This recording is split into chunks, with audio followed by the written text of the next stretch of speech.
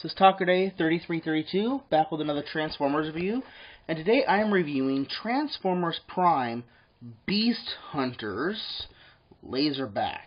And first and foremost, I'd like to take a quick look at the backboard. You have your Transformers Prime artwork, you got your product shots, you got his abilities, I guess, and you got this little tiny blurb. I kind of don't like that.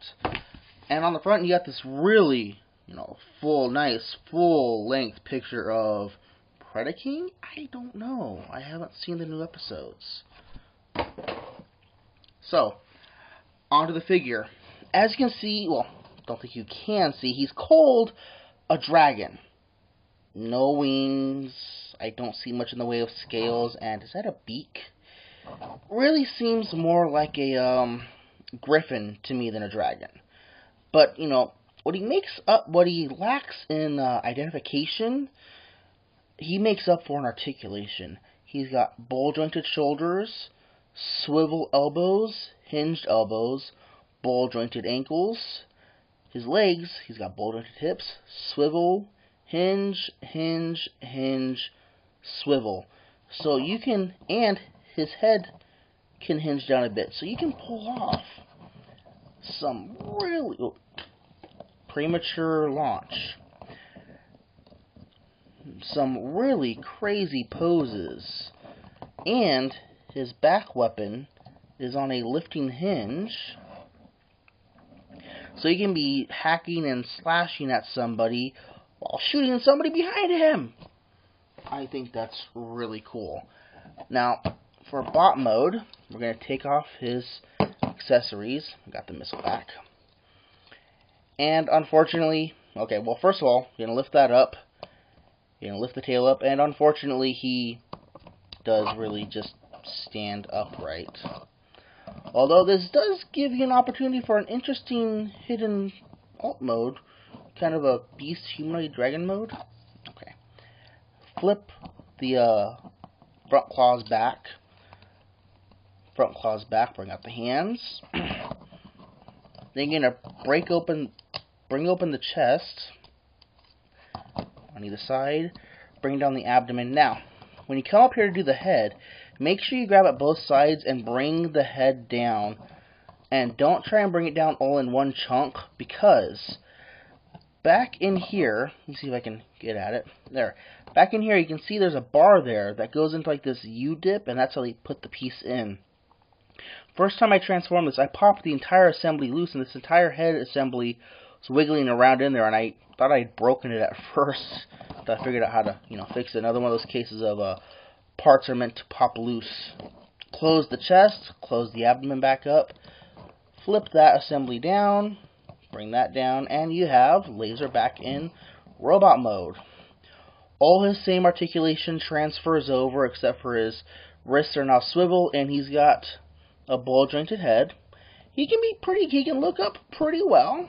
Shoot some Decepticons out of the sky with his blaster. Actually, let's put that in the hand. The head feels like it's made out of cheap plastic. I'm not really sure. Now, as you can see with the tail is made of this really rubbery stuff, and I really don't care for it. But if you look in the back, you can see that it's actually molded similar to the blasters on Prime Ravage. That it's meant to be, there we go, meant to be for one specific hand. See what I mean? Now I want to bring in his wave mate, Prime Beast Hunter Soundwave, and let's stand Soundwave up as high as he will go. And as you can see, they're almost the same height.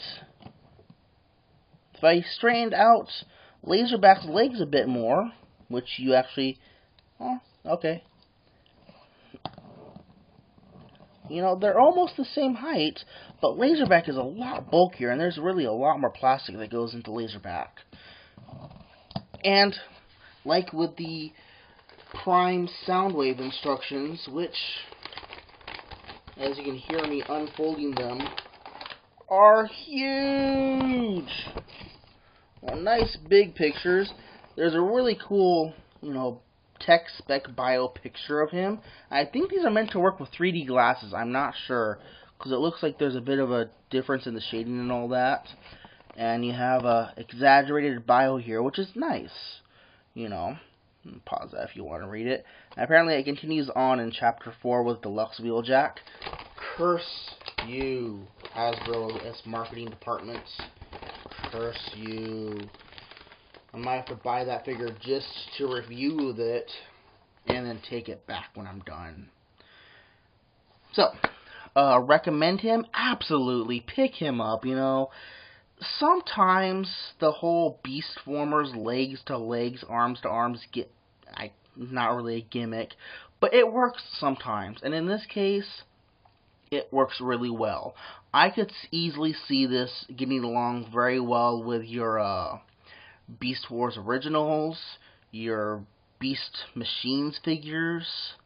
Heck, I could even see it hanging out with RAD Megatron. So, this has been Talkaday 3332 with another Transformers review, this time of Transformers Prime Beast Hunters Lazerback, and thank you much for watching. Alright, sorry about this, I forgot to mention this in the original part of the video.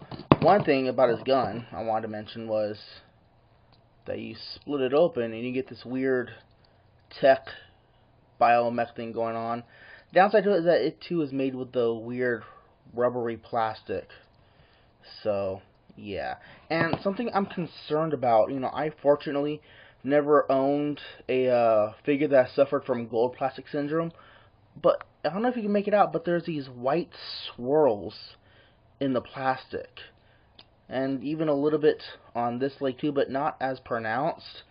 And I'm kind of worried because I remember reading that gold plastic can happen in plastics other than gold plastics. So, is it 5 years till those legs fall apart on me? I don't know. Thanks for watching. Bye.